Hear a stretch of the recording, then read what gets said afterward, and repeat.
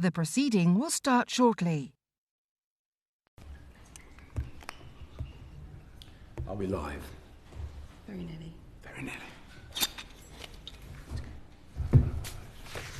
Order. Welcome you all to the session on future aviation capabilities. Before we get underway, Minister, would you mind introducing who you brought with you today? Yeah, well, if I may, first of all, good afternoon, and a pleasure to attend your the first committee hearing I've had with you as chair. Again, I extend my congratulations to you and look forward to it, particularly as a former Minister for Defence Procurement who understands exactly what this role involves. But I will allow my esteemed colleagues to introduce themselves. First to my left. Rob Magowan, I'm a Lieutenant General in the Royal Marines and I'm responsible for military capability in the Ministry of Defence. And to my right. Richard Knighton, and I'm the Chief of the Air Staff.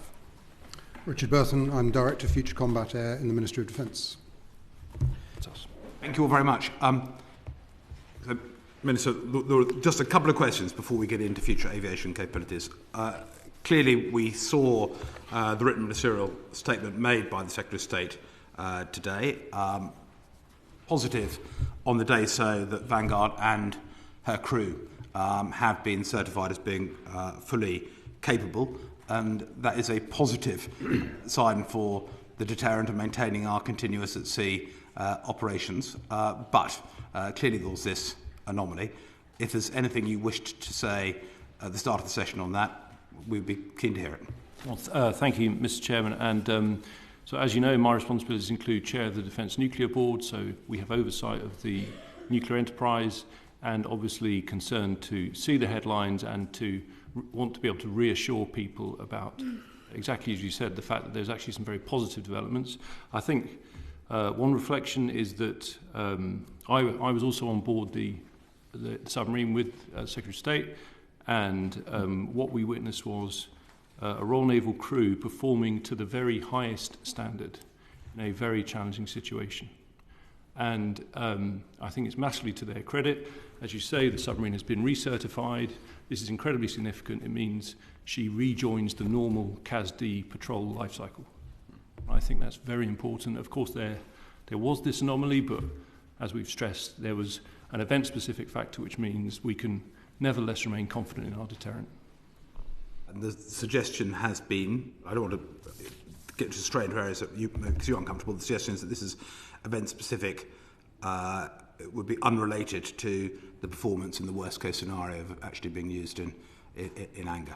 That's correct. So, as we've stressed, there was this anomaly, but we are confident, very confident, in the strategic stockpile of missiles that we would fire in anger. Obviously, we hope that day should never come, but people should be reassured that we are extremely confident in the efficacy of the missiles and in the wider deterrent. Is there any colleagues who wish to?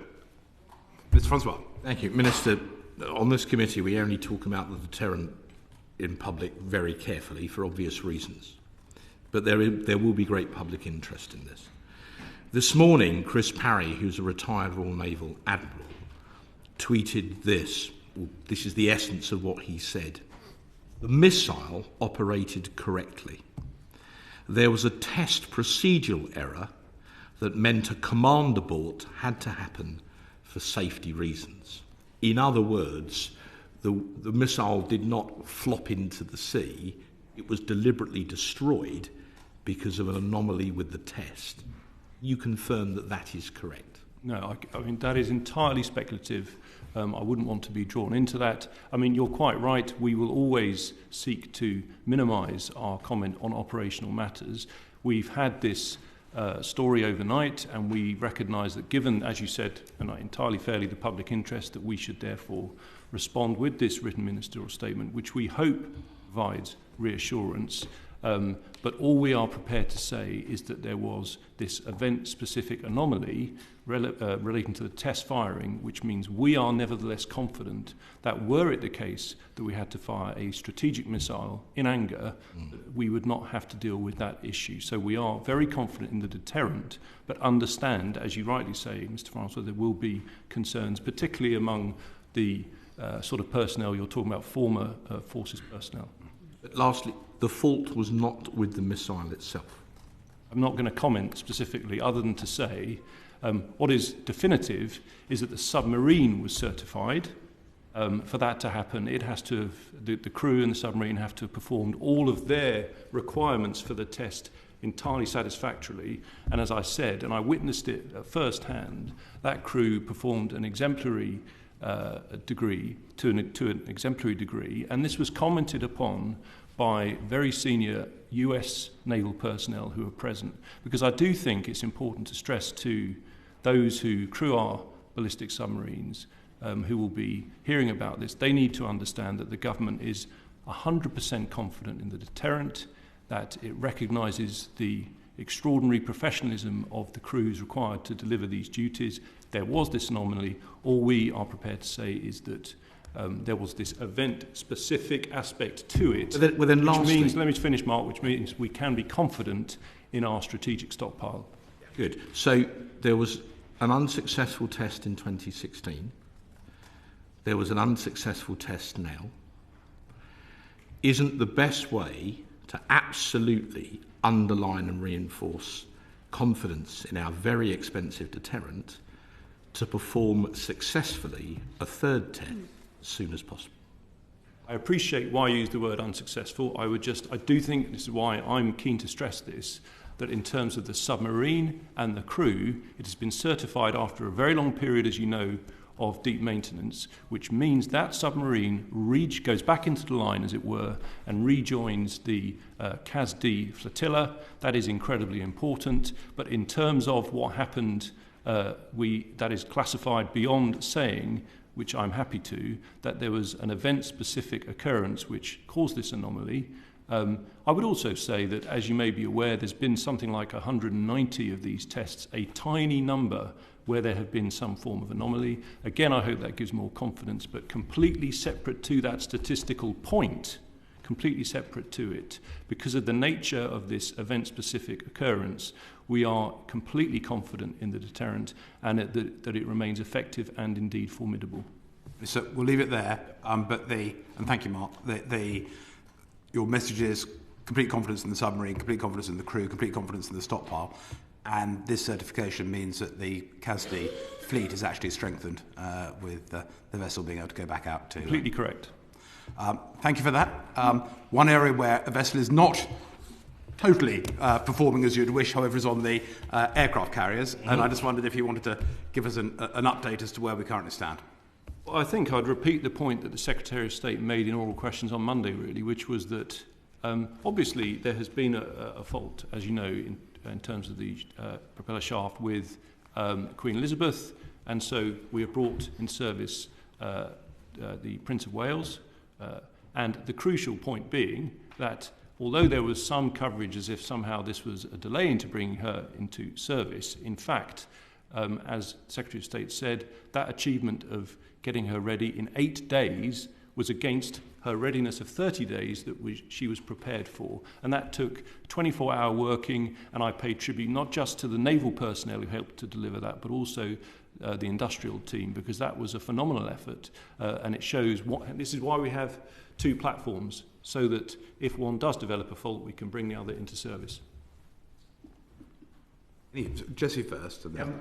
If I may, just to revert to the line of questions that was had earlier, Chair, might I suggest that we at least consider the possibility of having an in-camera session with the Minister once the facts have become clearer on the anomaly with the submarine?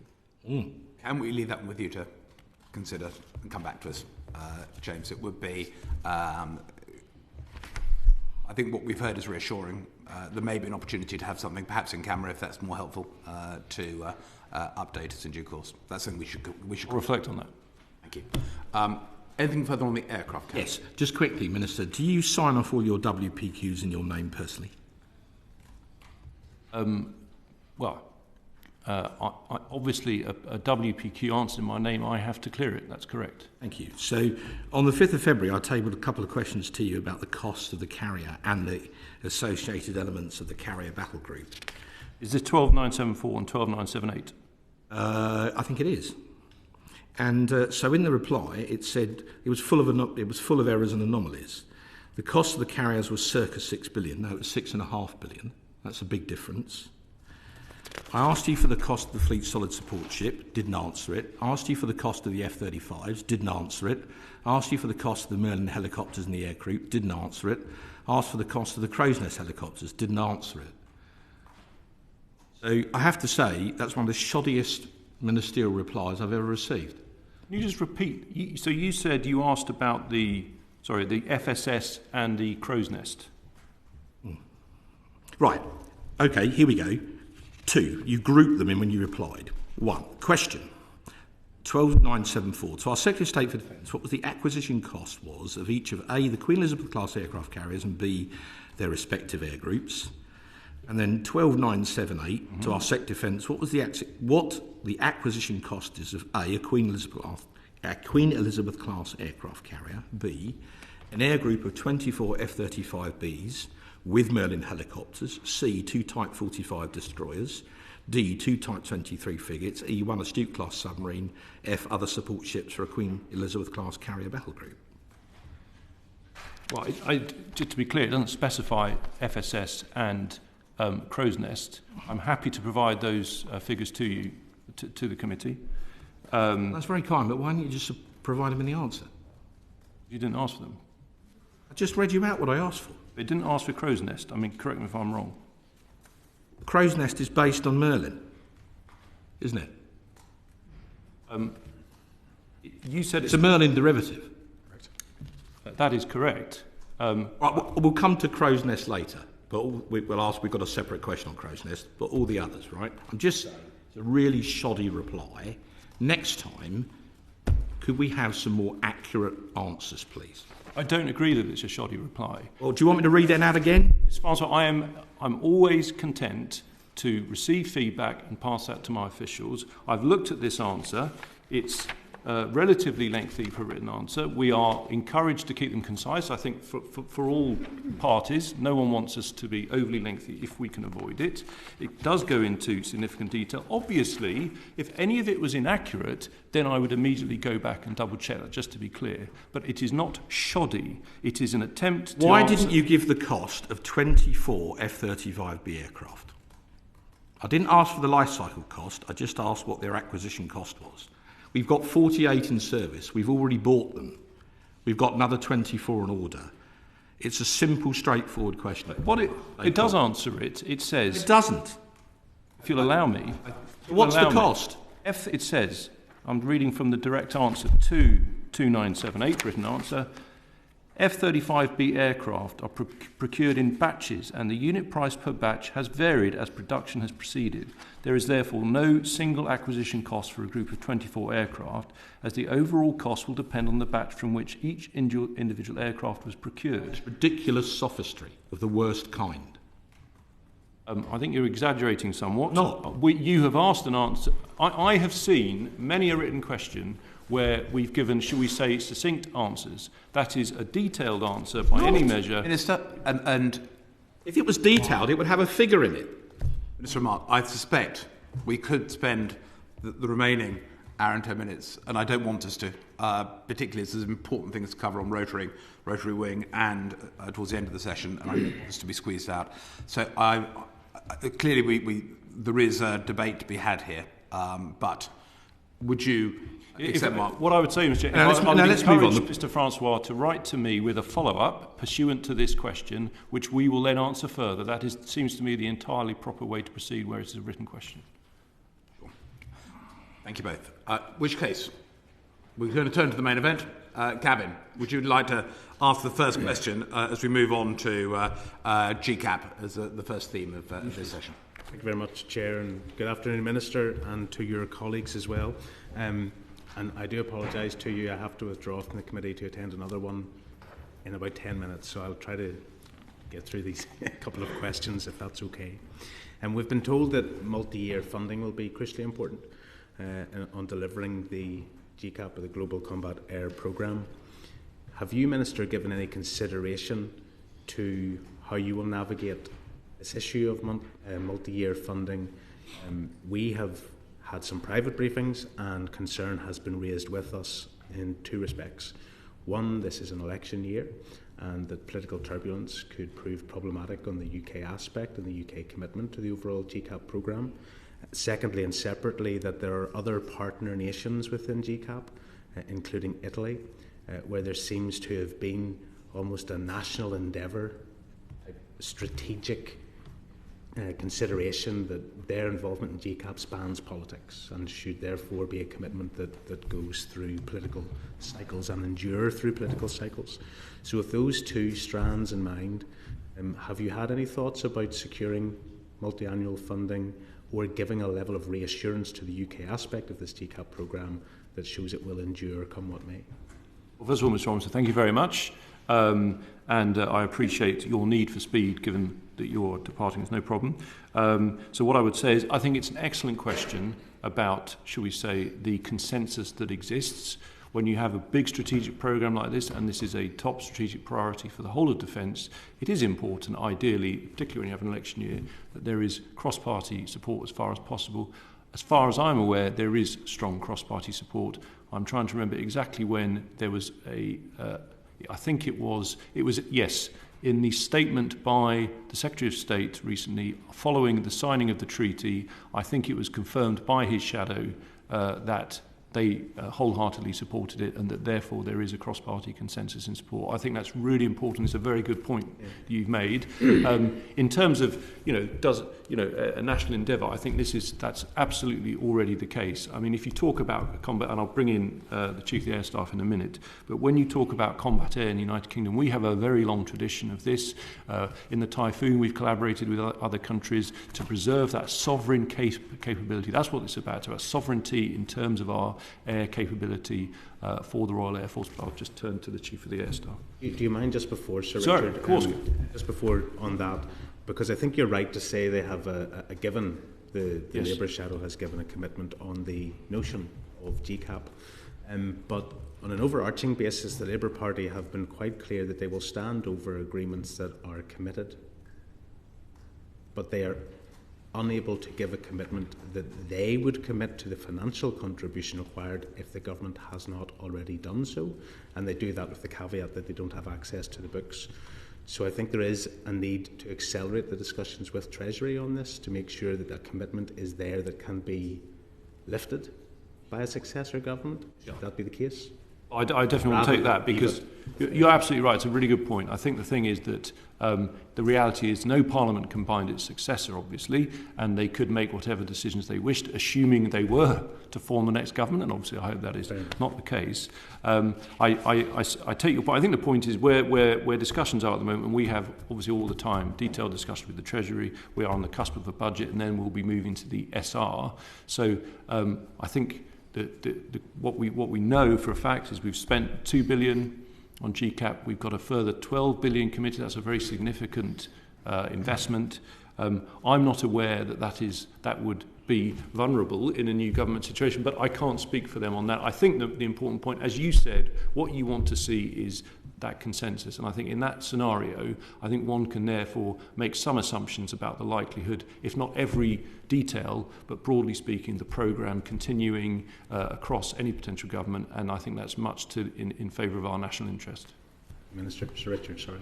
Thanks very much. I mean, you describe the Italian position of thinking of GCAP as a national endeavour, and I think that's exactly how we see it in the UK. The 2018 Future Combat Air Strategy set out the four elements of the strategy and the important components of that.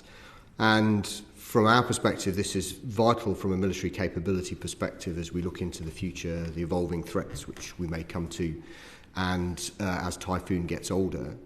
It offers us an opportunity to develop deep strategic relationships, clearly principally with Japan and Italy right now, but we expect others to join the programme. And industrially, this will sustain many thousands of jobs and actually ensure that the UK in engineering, in science and technology is at the forefront of our peers in the world. And as the Minister has described to me, that's part of the deterrent effect associated with it.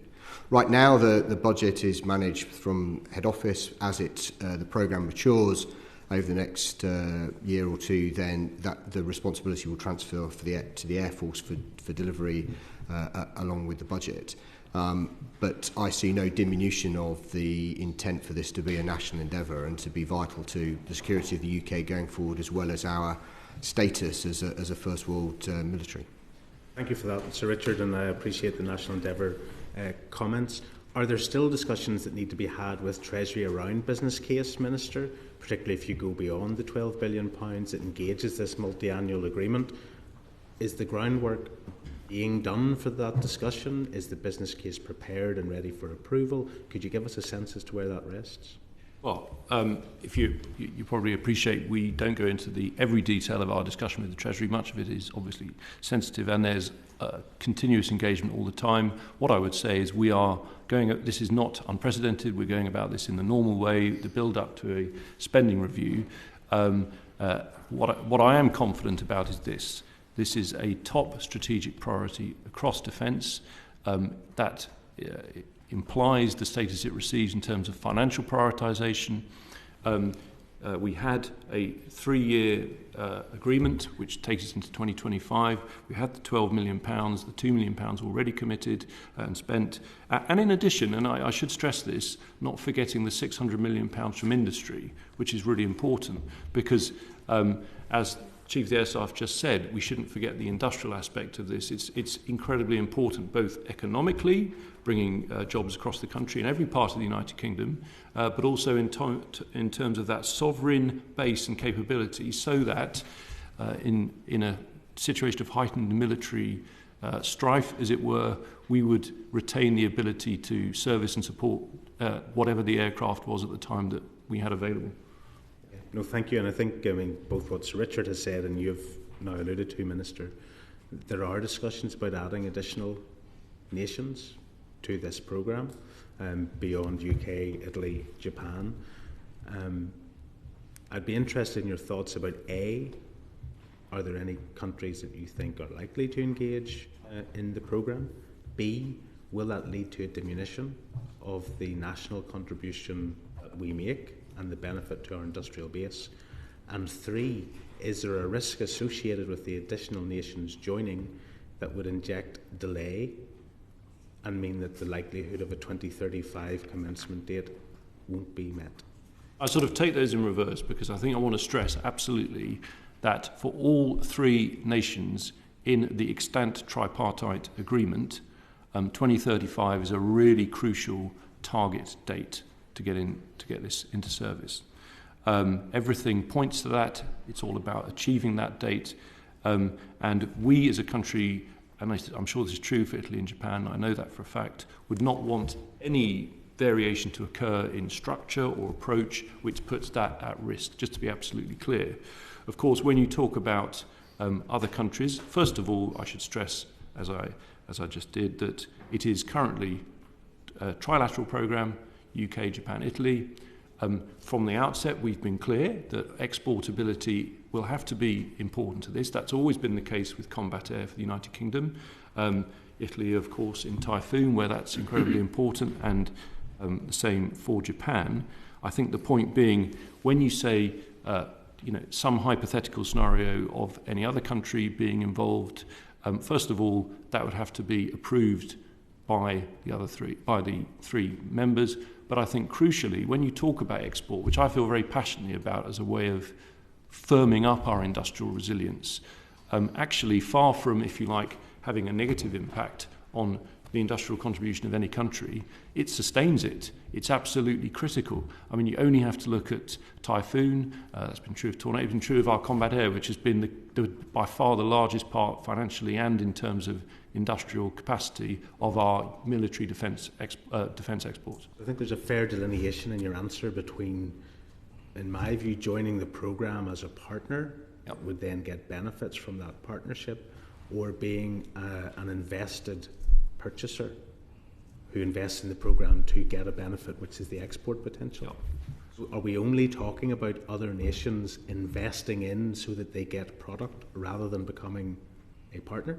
It's a good question, and I think the answer to that is something which I suspect Mr. Chairman would have been aware of when he had responsibility in relation to export, but you really ever more become aware of. I mean, we've only recently held the Saudi World Defence Show. We go to international defence shows around the world, we meet with partners in the UK, and the narrow word export, implying a sort of transactional process, is now becoming ever more, shall we say, inaccurate in describing. Listen, I'm not talking about GCAP, but generally, actually, most defence foreign sales are now actually about partnership, deep partnership, by necessity. You know, we have a very good example with Poland, where one of our largest ever exports, £4 billion for complex weapons, where they will receive IP, they will have work share.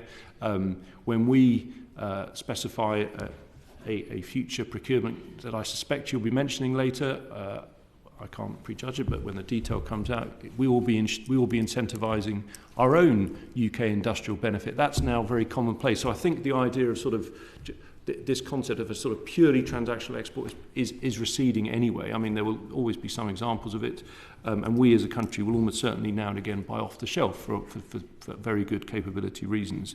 I think the crucial point, as I've said, is this is a trilateral partnership. To whatever we did with another country that was, in terms of them in any way partnering, would require the support of all three countries. But equally, from the beginning, we've all been clear as nations that exportability is very important to this programme. Thank you very much, Minister. You're welcome, Richard. Thank you, Kevin. We understand if you need to. Thank you. Need to evolve. International partnerships are great. Working together is fantastic. Getting things done is sometimes difficult. Are your minds getting around, grappling with the issue of how you maintain momentum on the project? I know that it's come from everybody we've spoken to, all the witnesses, all at one. Unsurprisingly, how do you avoid the vicissitudes of politics in each of the partners causing delays, stuff being shoved to the right? Do you have a mechanism to ensure that you can actually maintain good pace on this, given the tight timeframes? Yeah, and I will bring Richard in a moment to go in the detail of how we are. The construct for GCAP is learning lessons, particularly from Typhoon, to ensure that the way we set it up is geared towards success and achieving the timescales that we want. I think the overarching point is that 2035 target is militarily crucial. This capability is not a luxury. If we want to remain competitive militarily, we will have to be developing this capability, and that the Japanese have their threat. They also have their fighter, which is the F2, coming out of service. We all have those challenges. We obviously have the Typhoon, etc. So there is a total focus on this. And whilst you're absolutely right, of course, with three nations there will be the usual detailed discussions, negotiations. We are all focused on that. But yes, there will be specific lessons we've learned from other programs, specific methods we're using to really keep that tight. And so I'll pass to Richard. So the first thing I'd say is from 2018 onwards, we spent several years talking to a wide range of international partners. Really extensive, deep conversations about their ambitions, aspirations, and their interest in partnering with the UK. That process led to the December 22 announcement to work with Italy and Japan, but again that was based on a really extensive analysis of our common interests, whether those are military, industrial, political and so on. So for a start, I think we've got three partners who have very similar interests, very common interests, and that provides a really strong foundation. The fact that we are all F-35 operating nations, again, gives us a very powerful foundation of fifth generation to build on, and it helps us, again, as we work on requirements. I think as we have taken the work forward, we've made really fast progress. Since that December 22 announcement, when I first started this job, I was told it would take 3 to 5 years to get a treaty in place to set up a delivery structure. We've had the signature within 1 year from the initial partnering agreement. And that's testament to some extraordinary work between the three countries. We've also just now reached agreement on the system requirement document. That's a very deep requirements document which has been agreed jointly across the three partners. And again, a mismatch of requirements tends to be the thing that undermines international partnerships as they play out.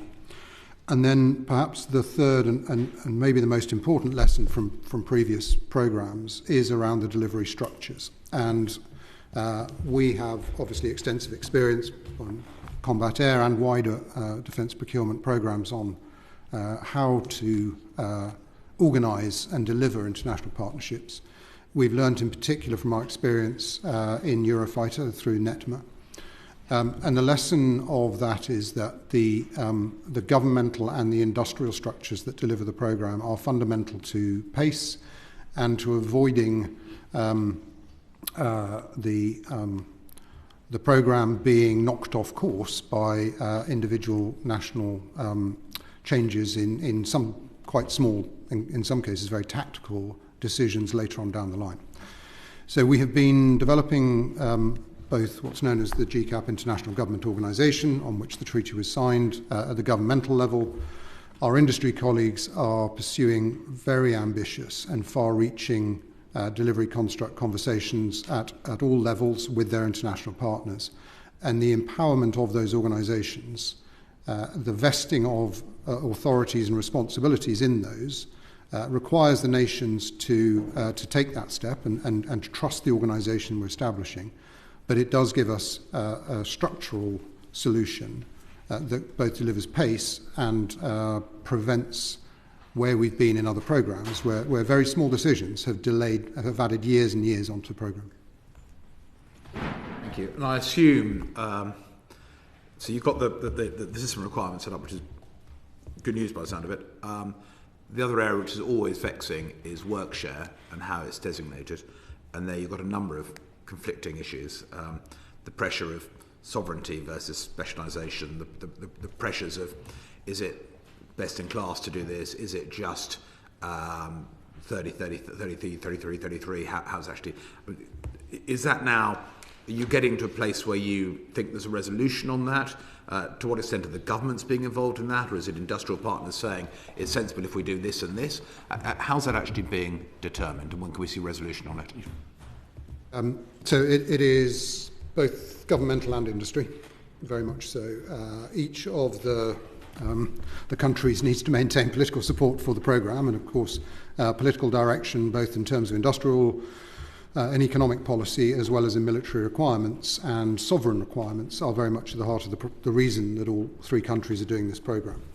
So we have given industry some parameters, a framework to work within. Beyond that, we are seeking them to do a lot of the hard negotiation between them. I would say that we are around 70% of the way through that negotiation at this point. And again, that's very rapid. We, as you would expect, there are then areas that require further negotiation that involve industry and governments to nail down exactly what that looks like. I think we are fortunate in working with Italy and Japan in that we've got two other partners with credible sovereign industrial base and technology. Both countries have invested heavily for many years in their combat air capabilities, and they bring relevant and important capabilities to the table. One of the other things that we studied back in the period to 2022 was the industrial alignment between the parties, and we feel that there are sufficient balances of strengths across the three parties. We are then, of course, trying to ensure that the programme is as efficient as possible and we avoid duplication between the parties. And that really, I think, is where we are now in the negotiation. The next important milestone for the programme is the launch of a joint development phase in some point in 2025. And we have the rest of this year essentially to nail down the final aspects of work allocation. I think it's important again to stress the real difference between this and Typhoon, where in Typhoon work allocation was agreed a very early stage in the programme for the entire life cycle of the programme, and that's a very inflexible model. We are entering a design development phase. We are dividing up responsibilities with our industrial partners to best deliver that phase. We're also baking in a flexibility, so when we enter into test certification, into production manufacturing, we've got the flexibility to do that in the most efficient way possible. Richard, very quickly, if you went back 5 years and said we were going to have a trilateral programme to develop a sixth-generation fighter, Japan and Italy, no one would have believed you. So I think on the committee we are impressed with this programme. It has tremendous potential both militarily and for the prosperity agenda. I mean, this is very exciting stuff. Tornado was a collaborative programme, which Marshal Knighton will remember fondly. It was a fantastic aircraft, but it took a while to come into service. Eurofighter's a fantastic aircraft, Typhoon, but that was delayed by many years by all of these different squabbles over work share and such like. How specifically are you going to make sure that we learn lessons from those other two successful collaborative programmes to make sure that this thing doesn't get bogged down in endless arguments over who does what? The answer is very specifically and at multiple levels. I've already mentioned the lesson learned in terms of delivery structures, and perhaps just to say a little bit more about that. The NETMA construct delivered through Eurofighter GmbH is one where the fundamental responsibilities reside still in the customer nations, the 4 customer nations, and then in the 4 industrial partners. There was not this crossing of a Rubicon, as it were, into a genuinely empowered governmental and industrial delivery structure.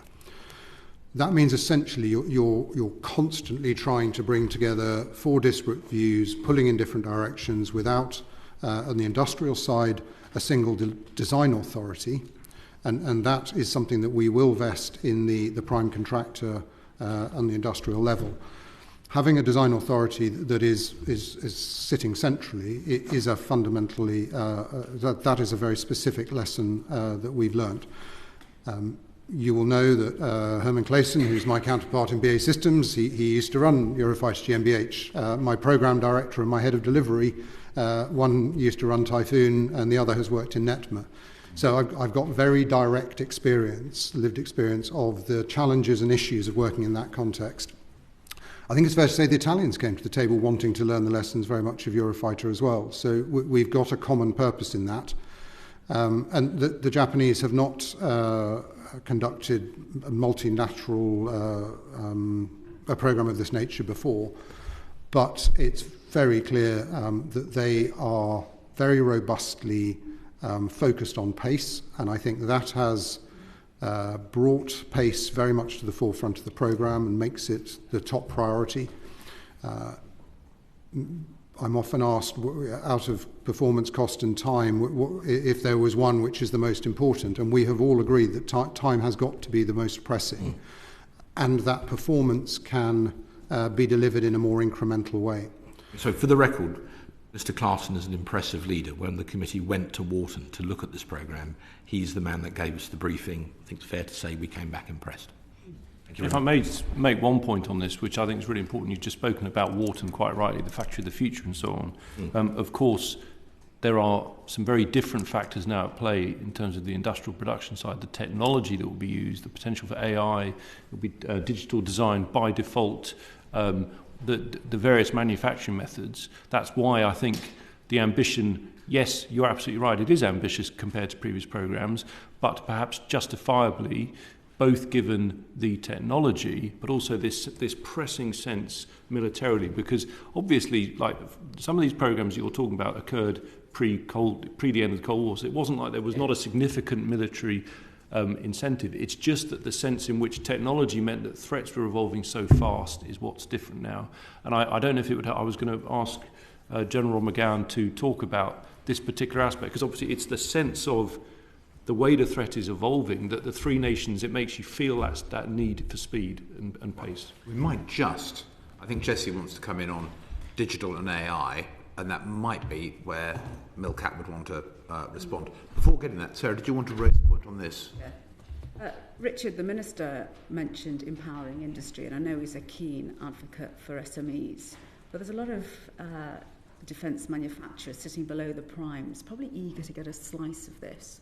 At what point should they be prepared to get involved, and what is the process of involving the SMEs? Yeah. There's a very fine balance to be struck here, I think, between what is a vital importance of a lead system integrator, and beneath that, the domains such as power and propulsion or sensing, having a system integrator in those domains. And having a very wide base of talent, of technology that the programme can draw on. In order to move as fast as we are seeking to do, we have sought to empower the lead system integrator and those subordinate subsystem integrators. That means working with them on the outset, and that means putting a lot of empowerment into the industrial structures that they develop with their international partners. At the same time, there are negotiations going on work allocation and how different technologies from different countries are being brought to bear in the programme. And of course, we want to make sure, firstly, that the best of British is being brought to bear, but also that we are targeting our investment in the right way. And if another country is going to lead in an area where they have invested heavily, that we don't then duplicate investment in that. I have very regular conversations with my industrial partners, and have done for several years, about how we bring a much wider ecosystem across industry to bear. The technology initiative that was launched very initially in 2016 by the now Chief of the Air Staff, which was then relaunched, as it were, in 2018 under Team Tempest, brought over 300 British companies into that direct supply chain. And we are now that we have, I think, a greater sense of the delivery structure, the roles and responsibilities, how we're organising the programme, what technologies that we have invested in using the £2 billion that the Minister referred to earlier in this technology initiative, where there are still wider opportunities. We are now, I think, at the point where we can have a more expansive conversation with the wider supply chain. I've got a very experienced head of commercial, and one of her priorities is to working with the likes of BAE Systems, Rolls-Royce, Leonardo UK and MBDA, how we bring that wider supply chain to bear. Okay, thank you. Thank you. Jessie, I know you want to touch on digital both in the manufacture and operation, and that may be a good point, Minister, if you wanted to bring in further points regarding the pace of change in terms of weaponry. Sure, yeah, I mean, obviously there'll be a lot of new technologies in this sixth generation system, and it seems evident a lot of AI.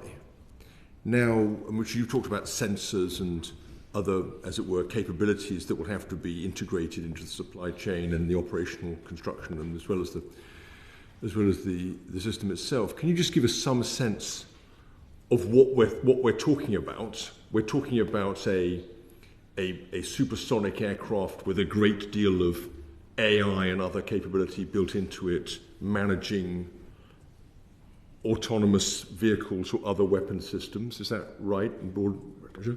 And how do you think about the risks of AI, both in building now and also in specifying what may be completely unknown 10 years hence? So I'll start with that little bit of history, that we have worked with the UK's primes and the leads in this area, and a deeper supply chain over the period from 2016 onwards to mature technologies to a level that we can bring them into the programme. Some of those will reach a technology readiness level that they're mature enough to instantiate it in the programme in its earlier stages by 2035. Some will require further maturation and bring on board a little bit later. We're very fortunate, I think, we've had that re-injection of capital into the technology base, and particularly the skills base in the UK, that we can build on and pull through into GCAP. Secondly, you're absolutely right that the capability that we're delivering in GCAP, it is focused on a core platform to start with. The core platform, as a result of very significant analysis that we've done of the options, which is matched by both our peers and our major adversaries, concludes that a crewed platform is still required at the heart of a future combat air system, or platforms are required. At the same time, I think it's clear that that technology allows us to connect this core platform to a range of different capabilities. That's both across wider additive capabilities, performing a combat air role. It's also much more widely across the force in a multi-domain sense. And we are very conscious that we are a tip of the spear, if you like, in trying to push the boundaries of multi-domain integration as a major investor into the future. I'll just nudge you a little bit more on that just for a second. Obviously, the danger is that with technology, the people who really know what they're talking about are 27, and the people who are commissioning are 57. And there's just a massive difference of view between the two sides. So that would be one worry, and how you maintain and manage that talent. I mean, the other worry, obviously, would be that one's setting oneself up for a potentially highly asymmetric situation in which some of these technologies are just escalating in ways that we would never have imagined. You'll have seen the testimony we've received in the AI subcommittee work, which suggests that some of this domain-specific general intelligence could be available in the next 4 or 5 years. That could be a complete game changer. So the most important aspect of the whole of the program in this regard, I think, is something known as open system architecture. Open system architecture is essentially the operating system. If you think of your iPhone, it's your iOS that sits at the heart of it. And whilst it requires constant refreshing, it provides you with an architecture that you can then plug capabilities into. As long as future capabilities are developed to those architectural standards, and we have provided them to our industry and international partners, it is significantly easier to integrate additional new technologies down the line. In terms of artificial intelligence, there has been a school of thought that we don't need a crewed platform in future, that we should just rely on uncrewed. I think that would be foolhardy at this point in time, given whilst we are all excited that artificial intelligence and machine learning, perhaps more accurately, provides great opportunity, the environment that we are talking about this capability operating within, which is likely to be hugely contested and denied, that requires the use of human in order to allow the use of kinetic force in particular, and that requires us to deliver in an incredibly dynamic and complex environment, should not just rely at this point on an algorithm, and that we can absolutely, in the shorter term, leverage machine learning in support of the crewed aspect of the capability, and we will we are planning to very much utilise that technology in doing it, but that this is not yet a fully uncrewed AI-driven capability. Thank you.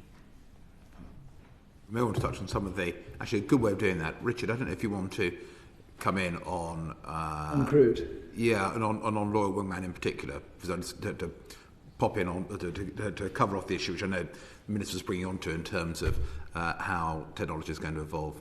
Do you want to take up question 5, or would you like to? Yes, no, very happy to take question 5. Yes. Just touching on the good afternoon, gentlemen. Sorry I was late. I was at another committee. We swapped, Gavin and I. Anyway, on the question of uncrewed, I see that in June 22, the MOD cancelled a project called Mosquito, which was an uncrewed combat aircraft demonstrator. Mm-hmm. And the quote, why it was cancelled, one of the reasons or conclusion by the MOD was, and I quote, more beneficial capability and cost effectiveness appears achievable through exploration of smaller, less costly, but still highly capable additive capabilities. Now, what we're talking about here, as I understand it, is an uncrewed version of Tempest, which is a hugely expensive aircraft.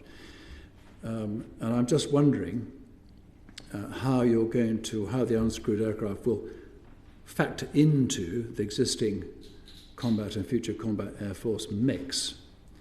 How are you addressing those questions, and when do you expect the first Loyal Wingman, I think it's been dubbed, to fly alongside Typhoon and F-35? And perhaps you could also say, Marshal, how you see the ratio of crewed to uncrewed might be. I think I'll pass this to my Loyal Wingman. So if I just pick up on Mosquito first, that was, I think, a really good example of investment in innovation, learning that was extracted from it to the point which we decided that actually we wouldn't continue with that program because we'd learned as much as we needed to, and we needed to think about how we pivoted to the next phase of our development. In terms of our thinking around the strategy for uncrewed systems and what we call autonomous collaborative platforms.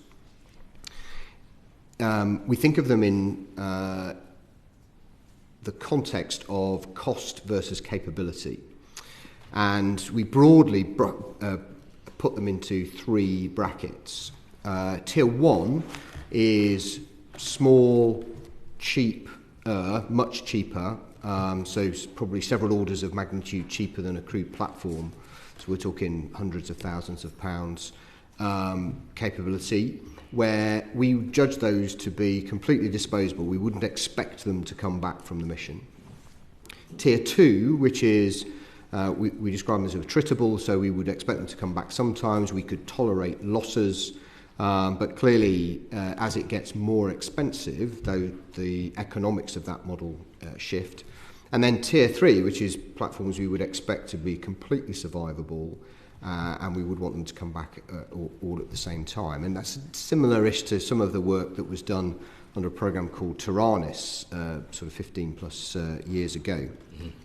What our analysis shows in terms of the cost-benefit between what operational benefit you get and the cost of those platforms is that our first focus should be on those Tier 1 platforms. And quite a lot of the work we've been doing over the last few years has led us to that conclusion and some of that technology. And I anticipate having a usable operational capability within a year that can work alongside our current combat air fleet and improve their survivability, certainly, and potentially lethality. So in the circumstances that I think we'll see first will be smaller drones that include electronic warfare packages that enable us to suppress enemy air defences and to allow our Typhoons, for example, to get through a threat or get closer to a target. And we're learning a lot from the experience we are seeing Ukraine and Russia have in the war in Ukraine, and trying to take that knowledge and expertise and the advice that we're providing and the information and intelligence we're gathering and applying that in that way. So in the first instance, it will be those Tier 1 capabilities, and I think as we develop our understanding of the operational concepts of how we'd employ them, what those platforms might do, that will teach us more about where the price point is that makes sense. And to give you some example, the Americans have just announced 5 contracts for what they call collaborative combat air, which is similar to our autonomous collaborative platforms, where they're putting aside $5.8 billion across 5 platforms over the next few years to evolve that thinking. And we will see where that their analysis takes them and our analysis takes us in terms of where we go next. But right now, small drones, and as I say, within a year, I expect us to see those being able to employ them operationally. There are a number of other issues I could talk about in terms of certification, but hopefully that gives you an indication. And Tier 1 being the top, yes? Lowest, smallest. Tier 1 is the Tier smallest. 3? It's the top end. Yeah. Would you see that the higher rate is more likely to be manned? So those I'm all talking about uncrewed systems there. So those three. Talking about there's a potential of an unmanned Tempest, yes? Potentially. So you can imagine in the way Richard described that as technology evolves, we could transition from a crewed platform, which is the current design, into one that could be uncrewed. But given the focus on the timeline of delivering a capability by 2035, the risks associated with the technology, and particularly certification of that technology, then in the short term it'll be crewed. But in the longer term, we could absolutely see that might happen. Basically, Richard, there are already platforms that are uncrewed that you are purchasing for a significant investment and you will want them to return that perform, for example, particularly ISR function. We've had those in service, whichever tier they apply. I mean, to me, the key point is you are expecting those to come back. But then at the other end, you have literally one-way attack, or some people call kamikaze, where by very definition, like an artillery or missile, you are firing it to achieve its kinetic effect. That's my point. You want a Tempest to come home. Correct. Because they're not going to be cheap. Whereas the cheaper range, you can prepare. I think for me, it proves the point that there's become a tendency to talk about this area as if it's one sort of type, but actually already the variation is extraordinary and will continue to grow because the proliferation is so extensive. Thank you, Chairman. Thank you, Richard. There is virtually every platform we've produced, there's always a point where you turn around and say, it is so sophisticated and so highly spec'd. If only we thought about export 20 years ago, we could have done so well. Are you, I know Gavin touched on this earlier, but are you thinking right at the outset of this programme about exportability? And that could, there's a number of repercussions with those discussions, but is that something which is being discussed between the international partners? I think crucially, across defence procurement, I would say the thing that I have most wanted to prioritise is exactly this, how you get exportability into acquisition from the outset. The reason being, there's several reasons, but I think personally, where you have that as a very material consideration, although it may not be relevant, it may be that there are reasons you would want this to be, whatever that platform capability is, to be purely sovereign. I want to see that considered in detail because, all other things being equal, if the consideration of exportability is likely to reduce the tendency towards what I would call the overly exquisite, because there will always be this, well, hold on a minute, is that going to undermine its international saleability, etc.? But obviously, yes, also it is about the viability of the industrial production. I think this is what's really struck home in defence. And I've been very encouraged how the prioritisation on exportability is starting to really strengthen, including in the land domain, where arguably we've not pushed it as much previously. We have now got some pretty developed land export campaigns. But it's because we've learnt the lesson that, they use the N law in Ukraine early on, pick up the phone to the factory. Well, it's fine if you're prepared to wait several years. And the point being, if you maintain the aggregate demand as much as possible, you support your industrial base. And it's that self-fulfilling ability to keep producing, which you also need from a sovereign military point of view. So I've been very keen to have that across the board. In terms of GCAP more specifically, as I said earlier, from the very outset when the three leaders agreed to the programme, it was recognised that exportability would be a priority. And as part of that, I trust you are talking between the three countries as to how exports would be licensed and agreed. I'm sure we wouldn't necessarily got there yet, but there's been happily it seems to be resolved, but recent issues amongst some of our partners on Typhoon Eurofighter. These are issues that we're pre-warned about. I trust those discussions are ongoing as well. Absolutely. Have you got a timescale for when you'll be thinking that's going to be resolved, or would it be a treaty, or how would you actually put that into place in terms of individual nations wanting to go down export campaign routes? I think the way I would put it is all focus at the moment is on standing up the trilateral entity, ensuring that we can commence manufacturing, that, as Richard has rightly said, all these issues around work share, etc. The pace is already very extensive, and I think if you consider that one of the issues that the IPA raised about the programme was, well, will you get a treaty signed? That was a risk. Well, we've ticked that box. We have the treaty. I think we've made huge progress. But yes, in time, obviously, as the capability develops, as the industrial production develops, we will want to turn our attention to those export opportunities. Minister, can I? Yeah, sure.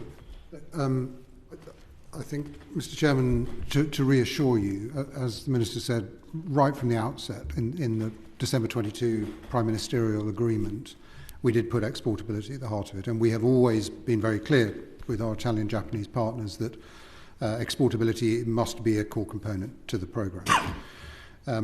The JIGO Treaty that was signed at the end of last year made a further step, and it empowers the intergovernmental organisation to play a role in managing and supporting exports, which again is a key responsibility that we wish to transfer into that organisation. I think I have a trilateral exportability working group that between myself and my international directors. We are conducting a joint analysis of the future combat air market, which provides us with very important underpinning analysis. Of course, the transfer and export of military technology remains a national responsibility. But I think what we've seen in the programme, particularly you will have seen in Japan, is although they have very limited experience of this, the Japanese government has moved incredibly fast and has come an incredibly long way since our base 3 principles on defence exports. That they have recently agreed in the government a very significant enablement of what would become GCAP exports, and I'm very comfortable with the direction of travel across the 3 partners. I think just on the point of the capability itself in an export market, we as I'm sure we'll talk about later, we are talking about a very important military capability, one that needs to fit within the combat air capabilities of a wide range of different partners. For ourselves within the context of F-35 and potentially for a wider partnering or export market as well. It is the very fact of the level of capability that we're talking about, I think, that makes this an attractive proposition. So we have always taken export into account, as the Air Marshal said back in the combat air strategy in 2018. We were very clear that this was going to be a critical part of our approach, and I think we have embedded that into the thinking at a much earlier point perhaps than most programmes would have naturally done. Thank you. Jesse, do you want to? Yes, thanks very much, Chairman. Chief Marshal, you talked about current design of the system. When will we be able to see the current design of the system? When will it be a public fact as to what it looks like and what your specifications or expectations are of it? If I talk a little bit about the threat and the specifications, and then Richard, as the senior responsible owner, can talk about when we'll be through preliminary design review and availability. I mean, in terms of our thinking generally about capability development, we start with the threat, our potential adversaries, and consider the evolution of technology. And if we look at the trends in terms of the threat, what we're seeing is improvements in the potential detection of aircraft, both through radar, but actually across a wider range of frequencies, and also through infrared. So our adversaries will be able to detect aircraft at greater ranges. Our adversaries are also developing their own stealth technology, so it's harder for us to see their aircraft. And we're seeing, particularly in China, the development of much longer range weapons, air-to-air weapons. So the PL-15 is in service, and they're developing into the PL-17. And we're also seeing our adversaries proliferate some of this technology, particularly stealth technology. For example, at the World Defence Show in Kingdom of Saudi Arabia recently, China had their JC-31, which is their export variant of a stealth aircraft, a fifth-generation aircraft, and the Russians had Su-75 on show trying to sell it. And we know that countries are actively discussing with Russia and China potential purchases. So in the context of that threat, the requirement really for a new platform is better signature, so lower signature across a broader range, better, more range and payload, so that we can carry a larger, longer range air-to-air missile, and critically, and this is really the difference with a sixth-generation aircraft, is how do we fuse and integrate the vast amount of information that will be available in that battle space. So all of those things are driving the requirements that are driving the design. When you design aircraft, there is always compromise. The laws of physics are such that there has to be some degree of compromise. But as Richard described earlier, and perhaps because Italy, like us, operates both Typhoon and F-35 and Japan operates F-35. There's quite a strong consensus about what those requirements should be and where the trade space might be. So that's the input into the requirement setting. I'll just pass to Richard to describe the where we are in the design review process. Richard. Yeah, thank you. So we've been conducting initial design for the last 12 months or so with the partners, but based on an understanding of that evolving system requirement that we have just completed as a major artefact. That's meant comparing different concept choices, which the team, our industry teams, do go through to a level of maturity of a concept design, designed digitally, so that we can understand everything from aerodynamic performance, kinetic performance, or kinematic performance, all the way through to issues around survivability and so on. So we have done a lot of design already. That's given us the ability to make some profound design choices in terms of the concept that we want, and I'm very comfortable that the down select of those design choices is maturing well. We've shown in public a degree of sort of representative models, both digitally and physically, of the sort of capability that we're talking about. This is going to be a very sensitive capability, one which some of the particular characteristics of it are going to be things that we will wish to protect.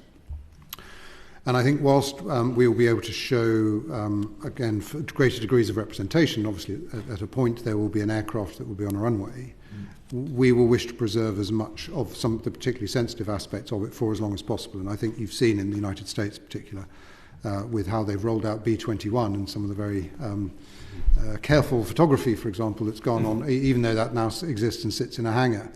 Some of those characteristics will remain very sensitive throughout. One thing you will see is we are, as I think you've seen in Wharton already when you visited there, we are a significant way through developing a concept demonstrator.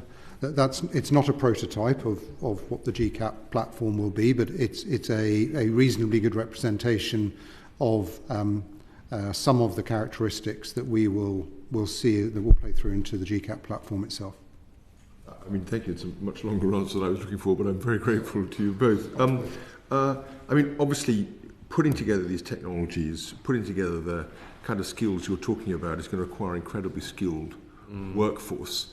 I mean, I should declare an interest because we're trying to build a next-generation specialist STEM university in Hereford, and this is obviously the kind of thing that they will be wanting to look at, and maybe others will look there.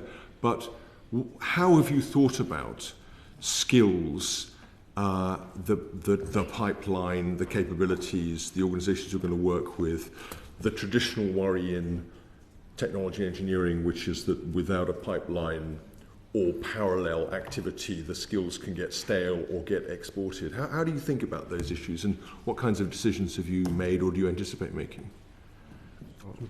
Well, if I perhaps I'll start with my experience in 2014 when we established the Future Combat Air System programme and started to put it on the path that we're on today. And part of the trigger for that was the recognition that the skills in the UK to design and develop a combat aircraft were dying, and we were losing them.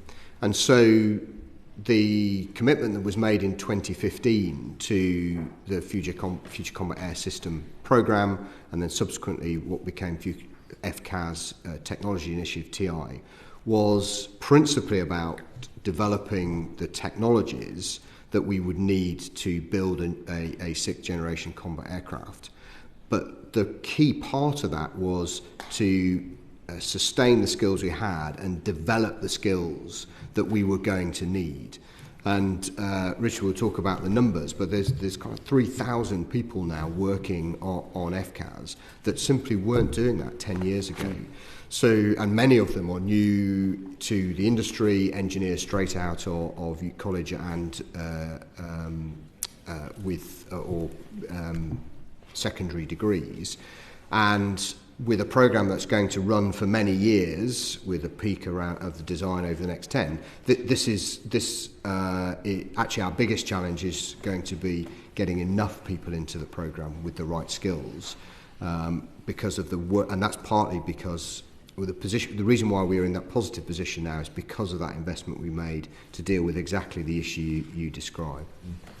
Thank you. And to build those skills, you can't just bring the people on board and not give them something to do. So the fact that we've had these technology projects, and particularly something like the demonstrator, for people to work on, has it's a very powerful combination of bringing new talent in and giving them some very difficult engineering challenges to work on, and a very clear sense that what they're working on is important and it's going to see the light of day.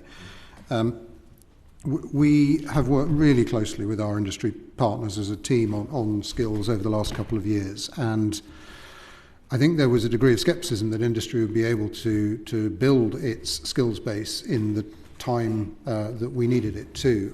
I'm actually very pleased that across the main companies that we're working with, we're seeing a really rapid build-up of skills. They are oversubscribed by times 10 on apprenticeships and every job that they are putting into the market.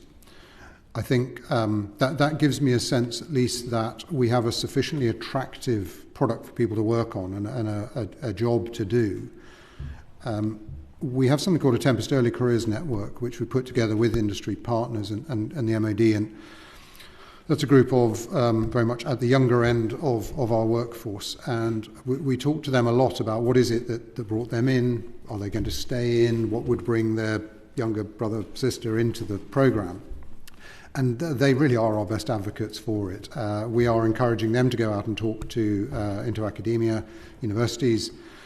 We have been a pipe cleaner for the Defence Suppliers Forum, which is looking at people and skills, and we've provided our demand signal, as it were, into that. I think the fact that we've got a long-term demand, people can see this is a programme that the government, the nation's committed to, it's incredibly exciting and important, brings them into it. And lastly, the fact it's an international programme does help, because we will require the best of Italian, the best of Japanese, as well as the best of British in the programme. Any colleagues want to further probe on GCAP? If not, we might go on to the... I think we're done. Okay. Sarah, would you like to take us forward? Thanks, Chair. The Hawk trainer has been successful. It's also been a successful export. But the MOD have started a comprehensive capability investigation into the future of combat aircrew training and a future aircraft. Richard, I think it's a question for you. Would you like to give me an update on progress there? Yeah, sure. So Hawk T2 was a derivative of the original Hawk. Came into service over 20 years ago, and right now continues to meet our needs for fast jet training for Typhoon and for F-35. But it was always planned to go out of service around about the end of the next decade, sort of 2040 is the out of service date we describe. And we're pretty clear that it won't meet the requirements for a global combat air programme solution. And so, as a consequence, we need to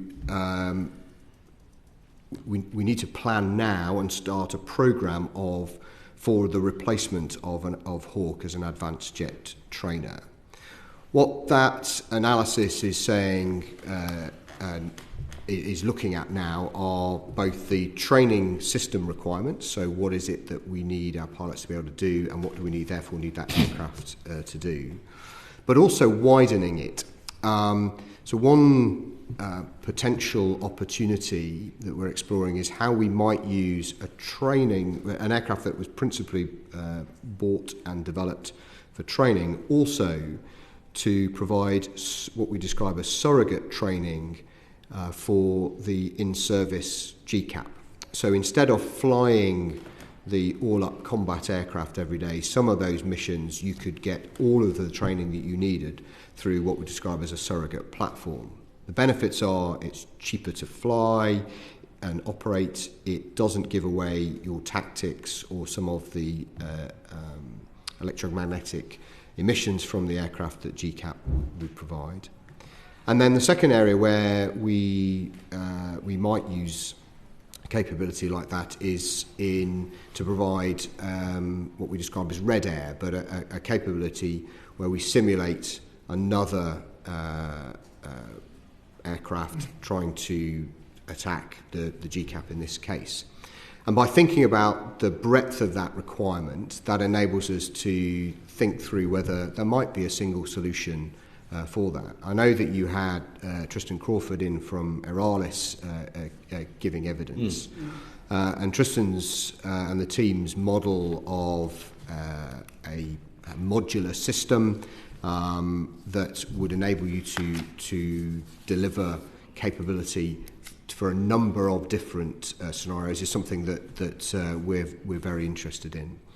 What I'd like to do is bring that capability investigation to a conclusion before we get into the next spending review and defence review, because that would be the point at which we would need to establish a programme. Right now, there's no money set aside in the defence budget for a replacement for Hawk, but 2040 is only 16 years away, so we will need to have our evidence gathered and developed, and for us to be in a position to make a case for investment as we go through the next spending review and next defence review. And the wider that capability can support, the better the argument is, it seems to me. But it's quite a complex area where there are quite a lot of trade-offs. But I'm really quite confident that we'll get to the position where we can lay that out and initiate a programme once we've been through the spending review and a defence review. And the introduction of further synthetic training. So we have been told before that it will increase to around 80% of the overall training compared to 20% live training. So there will always be, in my judgment, a space for live training, and there's quite a lot of good evidence from our own experience, but also from other countries, that is, if you dial back too much on the live training, the interplay of the physiological effects of flying and the opportunity to train in that kind of properly realistic context, if you dial that back too far, then you may find that you lose some of those skills, and when it comes to people being brought into combat, they're not as effective. 80-20 is a number that's kicked around. There's not definitive evidence that is the right answer. Right now, we look at a kind of 50-50 as a target for live synthetic training at the front line. We do a bit more training in the simulator at various points in the flying training programme.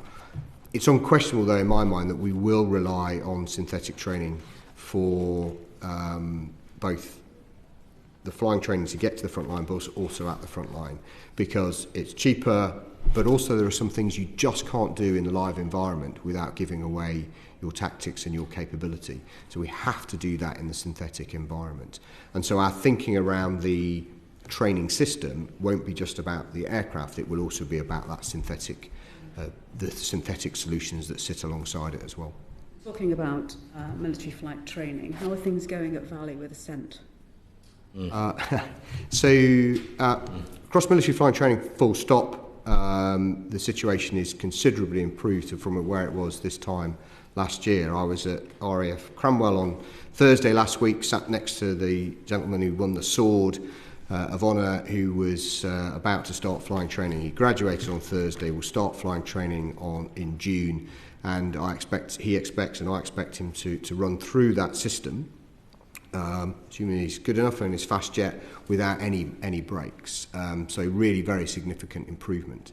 Can I just say on that, Rich, because as you know, I was recently in Wales because part of my visit was to Hightown Barracks in your constituency, but I also had the pleasure to go to Valley and discuss these matters there, and it was stressed to me that we were for the first time at a stage where the number of people being trained exceeded the number who were on holds. Obviously, we wouldn't have wanted to be in that situation anyway, but that's the first time it's been like that for some time. There is still more progress to do, but I think generally, particularly with improved availability from the Hawk, and that itself is improving, but still not absolutely where we want it to be. All of these factors have led to that improvement because, as you know, there was a significant increase in holds above where we would want it to be.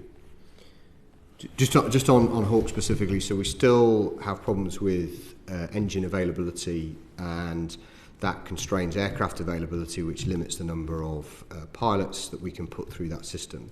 So I'm expecting for the next few years for us to continue to need to put pilots through international systems like the NATO system in the US and Italy, for example. But we continue to drive Rolls-Royce Safran, who are responsible for the components that have failed, and BAE Systems hard to improve the output from Hawk.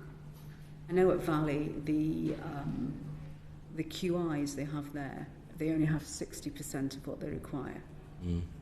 So they want 10 QIs, they've only got 6.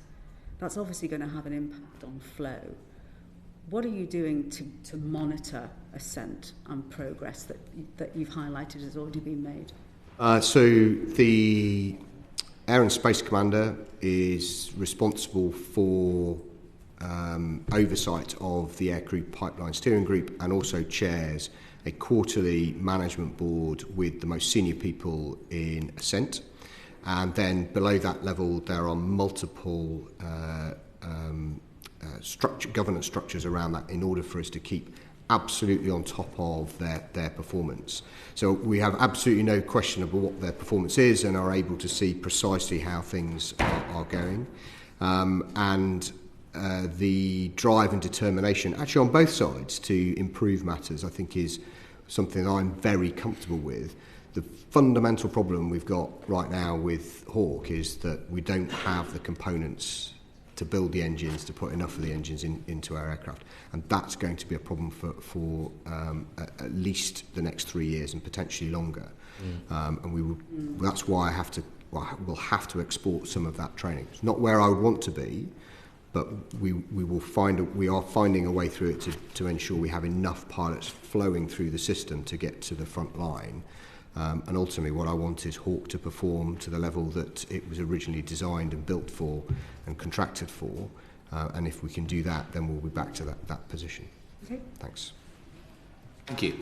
Turning to Rotary. Thank you.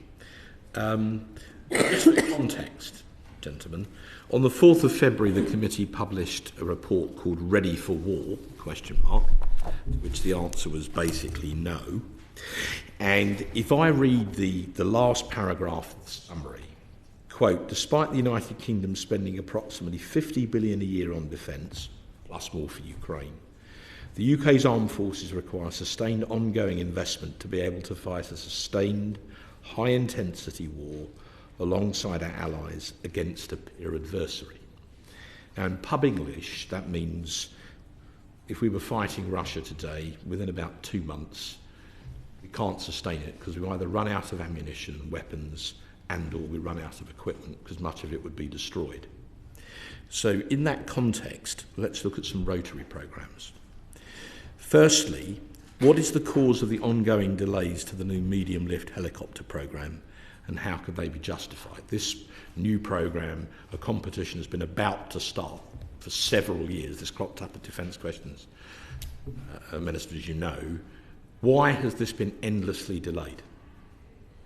Well, I think obviously there's a very broad question at the beginning of, a broad point at the beginning of your question about warfighting readiness. Yep. In the Rotary context, of course, yes, this is an important procurement. We hadn't given a fixed date of when the next stage of a competition would be announced. My recollection, the first time I was asked about it was at the previous orals in November, I think it was, where I said we hoped to have the ITN, the next stage, by the end of the year, but we couldn't guarantee it. In the end, we haven't achieved that, but it will be published very soon, as I said in Orals this week. But I thought it cropped up on Monday. But anyway, perhaps I'm getting... Yes, yeah, exactly. What I said... opposite number basically said it's been delayed 4 times. So when actually is it going to start? What are the timings on the competition, and what is the in-service date, the IOC date for the new medium support helicopter? So first of all, absolutely, on Monday what I confirmed was it would be published very soon. When? Very soon. Been waiting for years. It will be published very soon. That's not very helpful, Minister. What I was referring to was when I was first asked about it, because you asked about the delay, we hadn't given a specific date. The one I had given was, as I say, off the top of my head, the November orals, where I said by the end of the year, and I accept that was a delay, but it will be very soon, and I'm hoping before the end of this month. Okay? When is the IOC for the helicopter? I will pass to... So we haven't declared an IOC date because we need to run as the Minister said, the invitation to negotiate will be out shortly. That needs to run through a competition. We think there's going to be a healthy competition, and as a result of that, we'll then be able to declare how many aircraft we're going to design and build in this country, and when the in-service date and when the IOC date will be. But we can't do that until we've run through the competition. No, that's not quite right, is it? Because very often we declare what an IOC is going to be, and then we run a competition to meet it. But that's the case here. No, it's not the case. No, you haven't. It is the case here because we're not declaring a date until we run through the competition. Often you do declare a date, you just haven't done it on this one because it's so delayed, right? Correct. Okay, so no date for that. So is it now inevitable that Puma will have to be extended beyond 2025? You spent quite a lot of money upgrading the Puma a few years ago. I think that upgrade was done in Hungary from memory. So we've got this upgraded Puma that we're going to have to run on. How long do we think we're going to have to run that on for? Because it's quite expensive to keep it flying, isn't it? So at the moment, we're not planning to run it on beyond 25, right. But we may well need to. But again, how long we run it on depends on the answer to your first question. If we didn't run it on beyond 25, then we'd have a capability gap until the new one came in, right? That is correct. All right, so we might have to take risk on that. That's the balance of judgment that we'll have to make based on the I just think the committee is disappointed after so many years. You still can't tell us what the dates are. This has been going on for years. Down at, I'm not the MP for Leonardo in Yeovil, it's Marcus Fish, but if he were here, he'd be tearing his hair out. So, okay, that's that one. The Secretary of State told us in November he was considering cancelling an order for 14 Boeing Chinook ER-47 helicopters from the United States. Where are we on that? What were the main factors influencing that potential cancellation? And have we cancelled it or ordered it? Or what is the status of that one? I'll pass to General Magowan shortly, but if you like, the top-level political position is that we haven't made a final decision, but we sincerely, we are expecting to make one soon, and obviously you will be updated at the earliest opportunity. I think it's well known that there have been issues around cost growth, and when that happens, it is entirely right that we assess these matters because this is public money.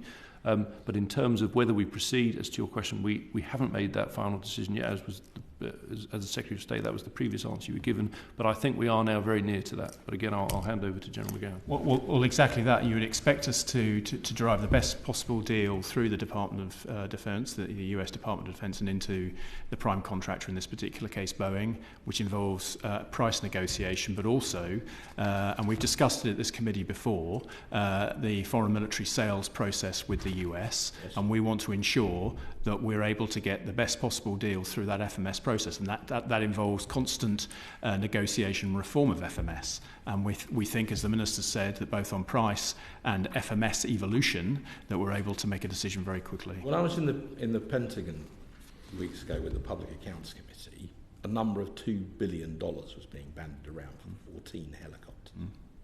1.5 is what we say. Sorry? 1.5 is what we say. Oh, right, okay, we're saying near 1.5. 1.5 billion, yes, commitment. We've already got 60 Chinooks, though some of them, like Bravo November, we haven't got 60 Chinooks. We used to have. We haven't now. Well, how many have we got now then? 55. Sorry? 55. Okay, so we've got 55 Chinooks.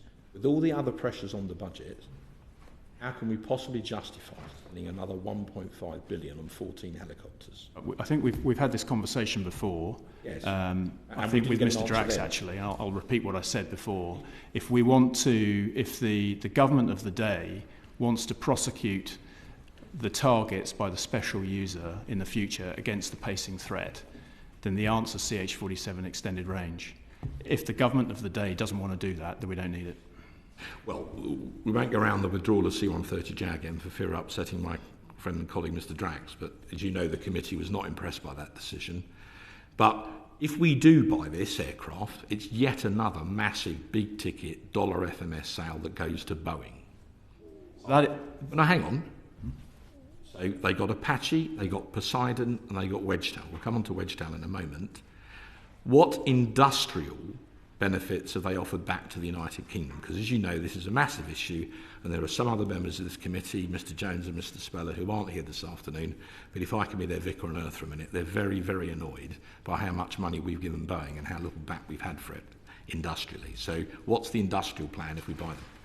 So that is why I had a meeting with Boeing, because we've had these conversations at this committee before about Boeing. Yes. That is why I saw them in my office 2 weeks ago and asked them to answer that question in detail, which they've done, and I can read through it, or we can just give it to the committee.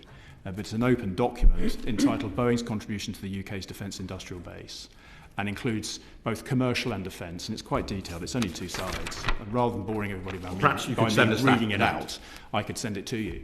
But I agree with you. We continue to put pressure on Boeing to ensure, and that was part of this deal, if the Secretary of State signs up to this deal, that we are ensuring that there is benefit to the UK industrial base for CH-47ER, as well as the other range of capabilities that were on contract with Boeing, which are in this 2 pages. We're going to take an in-principle decision fairly soon, either to buy it on certain terms or to not buy it. So we're actually going to... The Americans have an expression which is fish or cut bait. We have an English expression about pots. But one way or another, we're going to take a definitive decision on this, within the next few weeks? Shortly. Shortly? Yeah. Shortly is a very busy space today. All right, Crow's Nest. If we look at page 23 of the report that I referenced, the Royal Navy's Merlin HM2 fleet has only 30 aircraft, but is overtasked, responsible for both most Navy airborne anti-submarine warfare missions and airborne surveillance and control taskings, as it said in the footnote, when fitted with the Crow's Nest system. Now, we've spent over £400 million on Crow's Nest, and it still hasn't achieved initial operating capability. It went on the CG-21 deployment in a sort of trials capacity. We had a bit of a debate about that once, General, but it still hasn't achieved IOC. What is the IOC for Crow's Nest? In July last year. It achieved IOC in July last year, is my understanding. That's correct. Yeah, I think you might be thinking of FOC. FOC is 2025. Forgive me. IOC July 23. It's 429 understandable. million. I often confuse them myself. Okay, fine. Thank you very much. That's helpful. The record is 429 million we've spent. Thank you. Wedgetail, which is not a rotary wing aircraft, but is an AEW capability, which dovetails to some extent with Crow's Nest. Have we now signed the full business case for Wedgetail, Minister? Do you want me to pick that up? Sure. Yeah. So we spoke to, I think I may have said this to the committee back in November last year. You're a persistent lot, so... That the full business case I was expecting to be submitted in the first quarter of this year, and that's still the case. So before the end of March, the full business case will be submitted. There needs to go through a process of approval by the Investment Approvals Committee, but we're still on track to do that. It still hasn't... Correct. In terms of the capability, I expect first flight of an aircraft this year, and I am expecting a usable operational capability in 2025. When you say... Right, so IOC in 2025. Just to anticipate your question, Mr. Francois, no, I'm not happy that that's fast enough, but we are driving the organisation as hard as we can, and Boeing particularly hard to deliver. It's for the record, we withdrew the AWACS aircraft several years ago under the integrated review, so we've had a massive capability gap for several years. And yet again, it's Boeing that are taking the mickey out of us, isn't it? When are we going to get to grips with this company? Well, I also engage with Boeing, as does Milcap. I've met Well, with respect, not very effectively by the look of it. Why are these things keeping being so late? So I think, if I'm right, in the case of Wedgetail, as I think you know, there have been significant impacts from the reopening of the commercial aviation sector, which has delayed their industrial side. That's certainly my understanding. But that doesn't mean I'm satisfied with delaying any of the programmes. Absolutely not. In terms of and if I may address your wider point, if that's okay, on your warfighting readiness. Well, just to stay on that for a moment, Minister. We've lost our AWACS aircraft. Yep. The Russians like to throw around cruise missiles, as we know. We have a number of fixed radar sites on the East Coast. If we had to do this for real, all experience from Ukraine suggests we'd lose all those radars to cruise missile strikes in 24 hours. And then some very specialised capabilities, which we won't talk about now, we'd be blinded. We've got a very limited number of mobile radars, so this is an extremely serious capability gap, and it's gone on for far, far too long, hasn't it? Yeah, well, I mean, but I would stress our interoperability with NATO, but I'm happy to bring in Rob. Yeah, but those other aircraft could be tasked elsewhere. We can't guarantee the NATO AWACS force would lend us some AWACS because they might be fighting somewhere else. That's a complacent assumption. We should have our own, and it just keeps slipping to the right, doesn't it? I think the fundamental point I'd make is that I think you're making is integrated air missile defence an operational risk in the UK inventory? The answer's yes. Yeah. Is it an operational risk across the NATO theatre? The answer's yes. And we're learning these lessons. We didn't think about that so much when we were operating in other countries, but we're really thinking about it now because of the operational context in which we are supporting our partners. And that is why we are determined with NATO and nationally to increase our IMD capability across a range of areas. But the fact that you're identifying an operational risk is absolutely right. We accept it. So to summarise, a new medium lift helicopter, still no firm date. ER-47, still no firm decision. E-7 Wedgetail, still no firm date, no signed contract.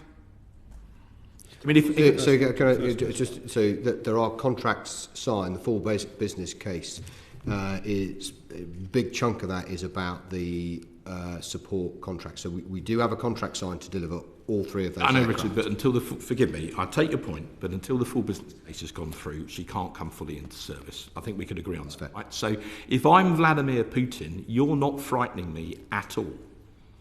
I'm looking at us and thinking these people are easy meat. Well, if I may say, first of all, so that I can now address your wider point about the committee's report, which I think is it's entirely right that you should be focused on that. This is clearly now that the military challenge we face has changed significantly in recent years, particularly since the invasion of Ukraine. We do now need, as a department, to increase our focus on the risk of European warfighting. It's absolutely self-evident. You're right, as General Magowan said, of course that we now need to look at where the risks lie. I would say, in terms of, do we frighten Putin and our ability to fight against Russia and so on, I mean, there's several points. First of all, obviously, our capabilities have been reduced in part, as you know, and I know you know this point very well, but in part, of course, by supporting Ukraine. And that, in turn, has had a fundamental strategic impact positively in our favour and in favour of our national interests. Obviously, we need to sustain that. It has resulted in the Russian forces being degraded, whilst at the same time NATO, the coalition which we would fight as a part of in a warfighting scenario, has grown in its size with one definitive new member and, as like or not, two new members, one with very significant reserve forces, but both of them adding significantly to our... That is true, Minister, but total effect. That's true. Fair point. I'll meet you halfway, but we've given them very few... We've given them no jets. When we've had 25, we've got a bunch of Typhoons sitting in a hangar doing nothing. and we've given them very, very few helicopters. So your point is stronger in the land field, but this is an air systems inquiry today. In terms of jets and helicopters, we've given them barely anything at all. We have given Ukraine thousands of air systems. They are uncrewed air systems. I'm not about drones, I'm talking about jet aircraft or helos. But drones in Ukraine have been a key part of the fight. They've been incredibly important. In terms of Typhoons in hangars, we have been deploying them, as you know, recently in the Red Sea. Obviously, we do have to be able to guard our homeland and conduct constabulary patrol and so on. I think if you look at the scale of what we have publicly provided to Ukraine is huge. But particularly, I think, a point which I think one of our Northern Ireland colleagues made recently, it is actually, you have to add into that, the scale of international support, which is a result of our efforts to cohere that support. So I think across the board, it's been incredibly powerful. In terms of the readiness of our armed forces, the point I'm making, that has been affected, obviously, by that donating process. We are starting to replenish. That's involved, for example... I'll give you a good... Only for brevity, look, we gave them the first tanks. Our challengers unlocked the Leopards and the Abrams, right? We gave them the AS-90s. That unlocked a whole bunch of other artillery systems. They're just beginning to get F-16s, but not any of the American ones. And if we give them just 4 or even 6 Typhoons, looking at the other 2 examples, you can argue politically that would have unlocked a lot of those jet aircraft much quicker. One of the reasons the summer offensive didn't succeed is because it didn't have any close air support. It was never going to break through those very deep defences on the Surovikin line without air support. I've got 2 very esteemed colleagues. I've got one more. On the combat air point, which I will bring in Chief of the Air Staff. What I would say is that you used the example of the AS-90. So you're absolutely right, the AS-90 has been gifted into Ukraine, and of course we're also providing support, because it's not just giving the platform, they've got to be able to repair it, they've got to be able to maintain it. We then undertaken a rapid procurement of the Archer system from Sweden as what we call the interim artillery replacement. 14 of them.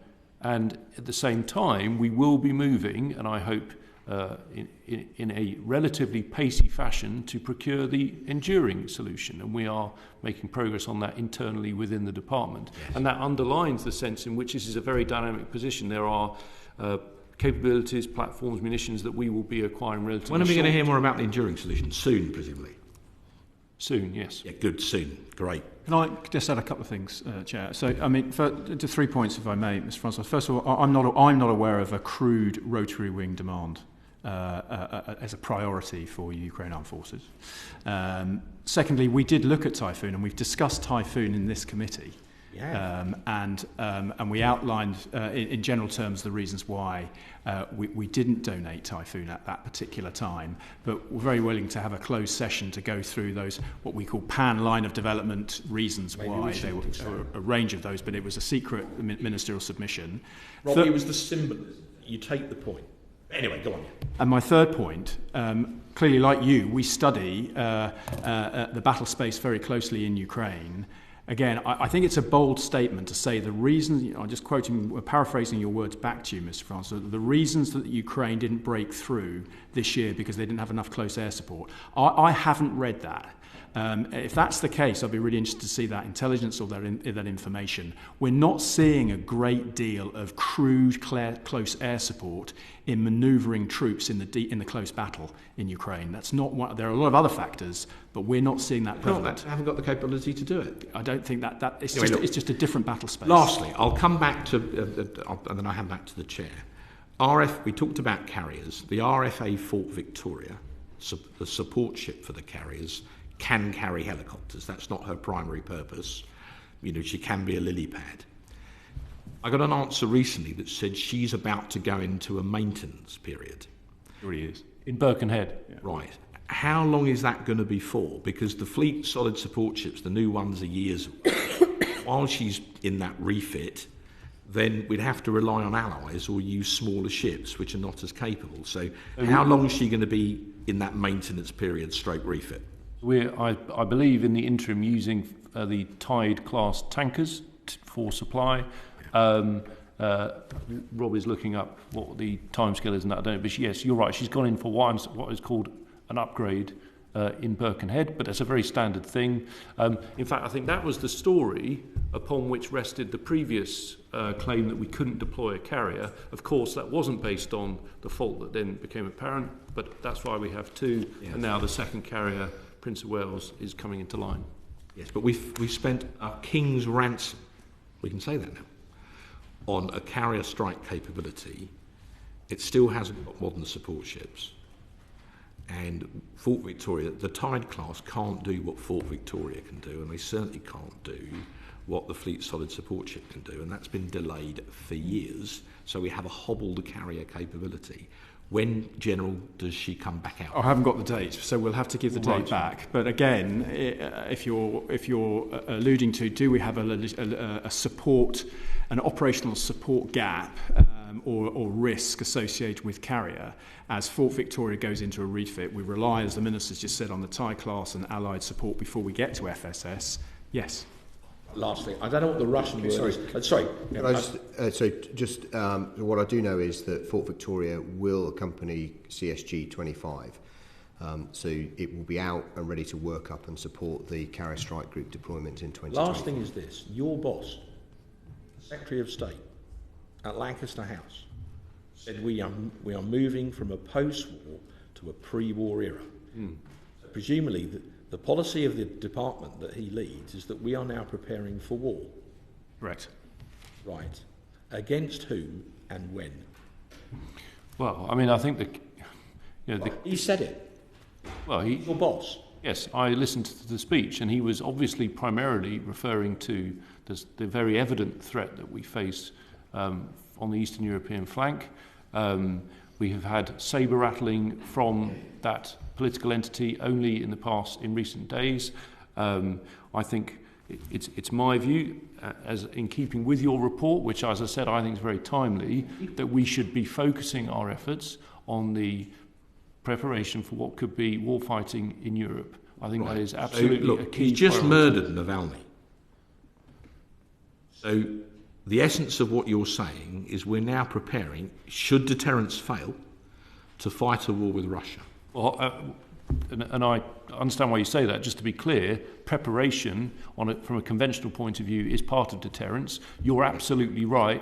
We need to send the signal that we are willing to up our game. That's why I think it's so important for European countries to be stepping up to the mark in terms of their spending, in terms of their contributions to Ukraine. We have actually seen very significant contributions across the continent. We also need to show that preparation of our capability. And if we go back to the first item, why I feel very strongly about GCAP is if our adversaries was to see us not continuing to engage in seeking to maintain that competitive capability advantage, that is what would undermine our But at the earliest, we'll get that 2035. Well, but hold on, that is correct. But if tomorrow, the point I'm making, Ms. Francois, is if tomorrow we said we weren't going to do that anymore, that would undermine our deterrence. It is the fact that as a country we continue to invest in maximising the competitiveness of our capability. That is a part of our total deterrent effect. Can I just say for the record here that if despite the operational risks that we're carrying and that we've exposed in the last 20 minutes or half an hour,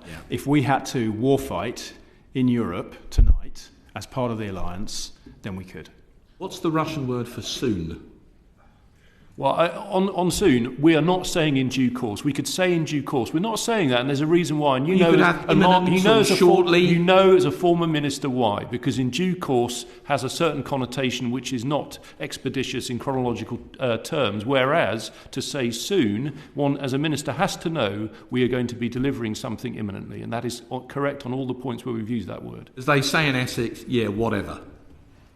I think on that point... I don't know what the Suffolk translation is, to be honest. On that point, I think we've already had your peroration, Minister, yes. which is good stuff.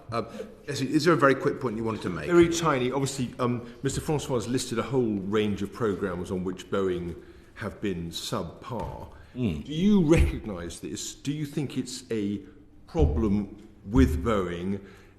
Do you consider that failures in their commercial business is an adequate excuse in a pre-war context? And what arguments are you having with the top of that firm to make sure they deliver on all these programmes? Okay, so first of all, that has not been true of all of their programmes. I'm pretty sure P8, on the ones, P8 on the ones, for example, on the ones that Mr. Francois P8, which is an incredibly important platform which supports the continuous at sea deterrent, for example, that was procured in a very timely fashion, is my recollection. We have had the problems with Wedgetail, which, as I said and alluded to, I believe are linked to industrial factors. And let me be completely open, and it's not just Boeing. There are many programs where there are issues that have that are linked to these accumulated supply chain issues that came out of the pandemic and have then been impacted by a situation where, after all, nations are all chasing ordnance, there's more demand for it, supply chains are under pressure. That doesn't excuse these factors, but that is undoubtedly the case. Having said all that, and this is something which I know the committee is very focused on, as am I, there is no doubt that in the round, putting aside Boeing, our acquisition system needs to be faster and more agile. That is absolutely definitive, and I think a part of that is a closer relationship with industry where we are very frank with them. We do have excellent relations with our key defence partners. In terms of Boeing's, I think the thing that has possibly riled the committee, forgive me, on Boeing before has been a sense of not enough industrial contribution. Some of those platforms were very clearly what we call off the shelf. Now, moving forward, I think we all want to see greater industrial participation. If you're getting nearer to a war-fighting scenario, you have to know you have key sovereign capabilities within your sovereign area, as it were, that you could deploy if you are in a tougher military scenario. And, of course, so that is a priority. That's why we have GCAP. GCAP is there. When is your big announcement on procurement reform? Will it be before Easter? It'll be soon. Or in that point. On that point. Nobody else, Minister, Milcap, Chief of the Air Staff, Richard Berthon, thank you very much indeed for your evidence today.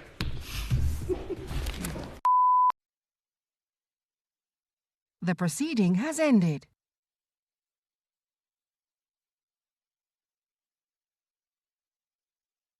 The proceeding has ended.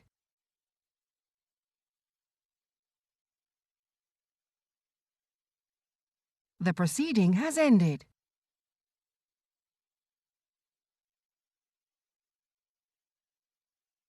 The proceeding has ended.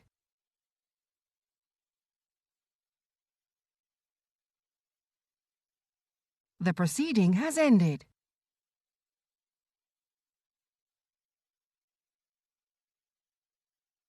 The proceeding has ended.